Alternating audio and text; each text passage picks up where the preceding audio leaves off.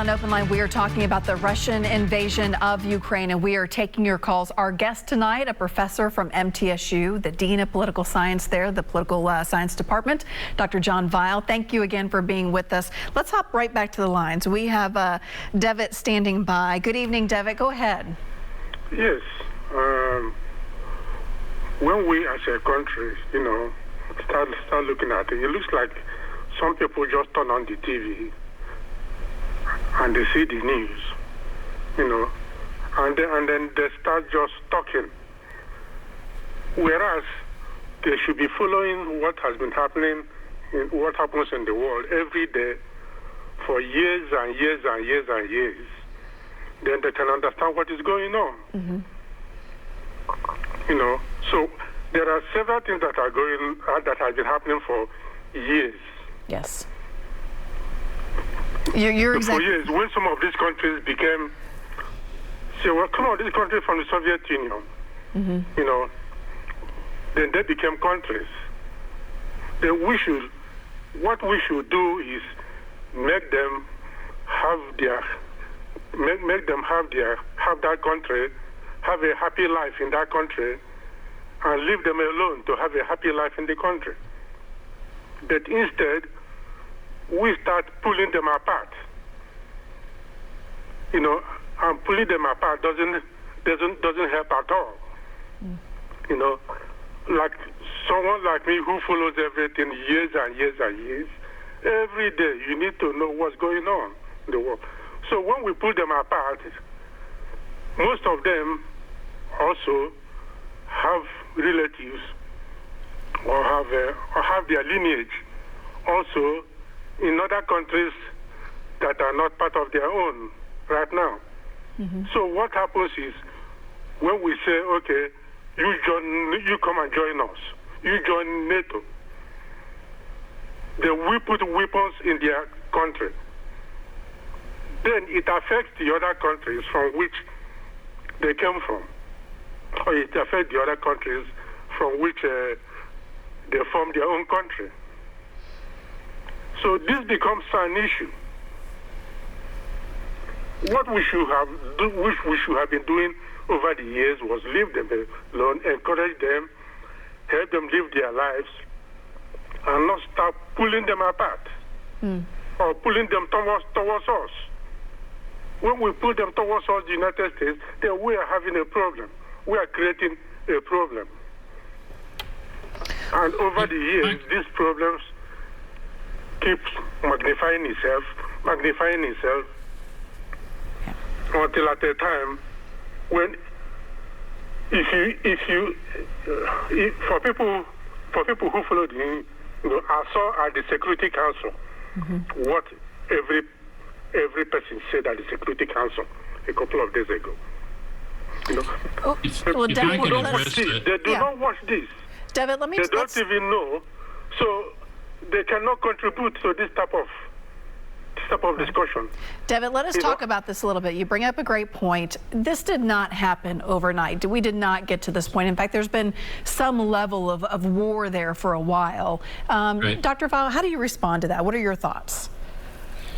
Well, I mean, I think there has been as much, Ukraine is a free nation.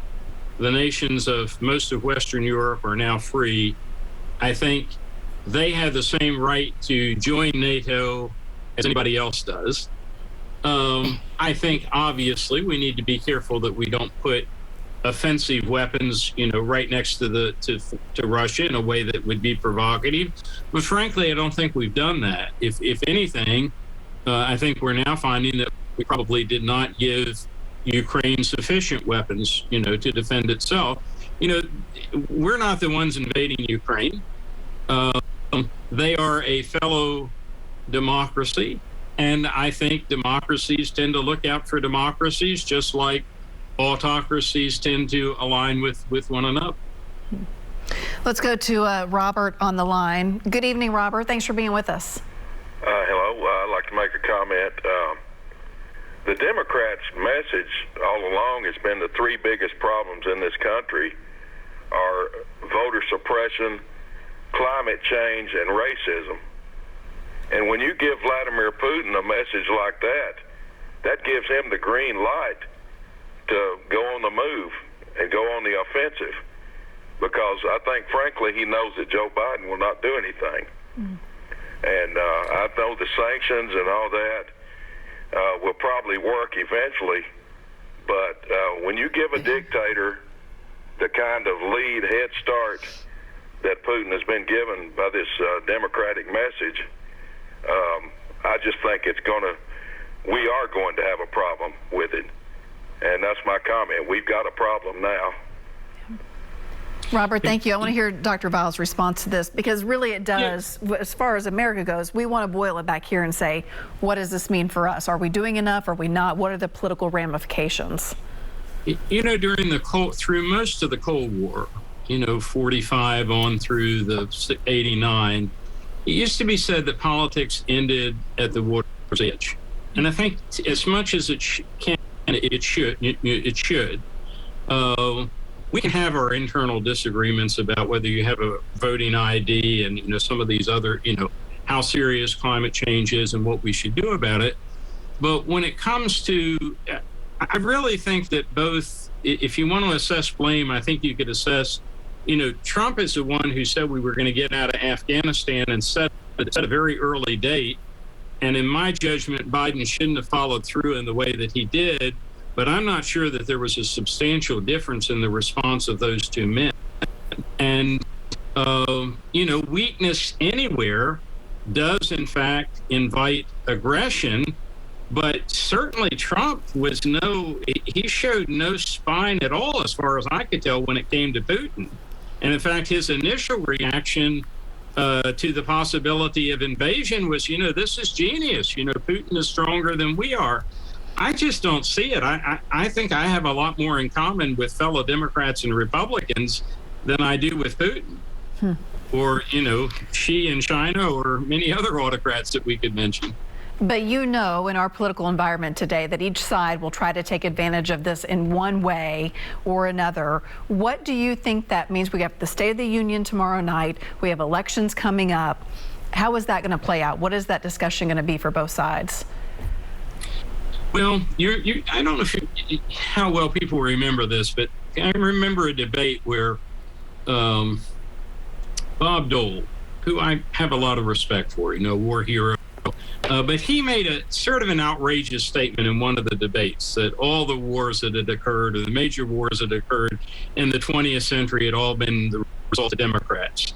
And people, said, well, wait a second, we were united Democrats and Republicans in World War I and II and through most of the Cold War. I just think it's pretty dangerous. If people have different opinions on foreign policy, they should express them.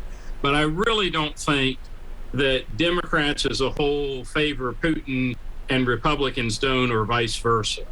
I think we can all be united in saying that a democratically elected government ought to be able to choose their own path without a neighbor invading them. I think that's just pretty clear. And I don't blame that on Republicans or Democrats. I think Putin is to blame on this. Do you believe that this will set the tone, though, for the State of the Union address tomorrow? Well, that's a great problem, isn't it? In running for president, is you set your agenda, but as long as you're commander in chief of the armed forces, your agenda is often set by development. Think of George Bush Jr., how close after his disputed election we had 9/11. Right. And much of his, the next 7 years were basically dominated by the war on terror.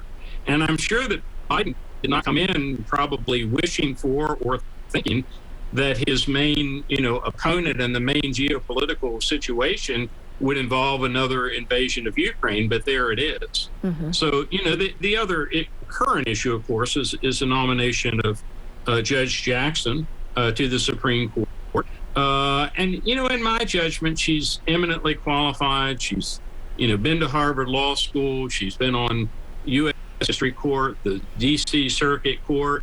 Definitely she's not in alignment with Republicans as much as she is with Democrats. But the same was true of the last three the opposite was true of the three nominees that Trump made. And I think we just need to get to the point where, when they make an appointment, if the person is a person of good character and competent, we need to be confirming them. And I hope we don't, tear ourselves up over this.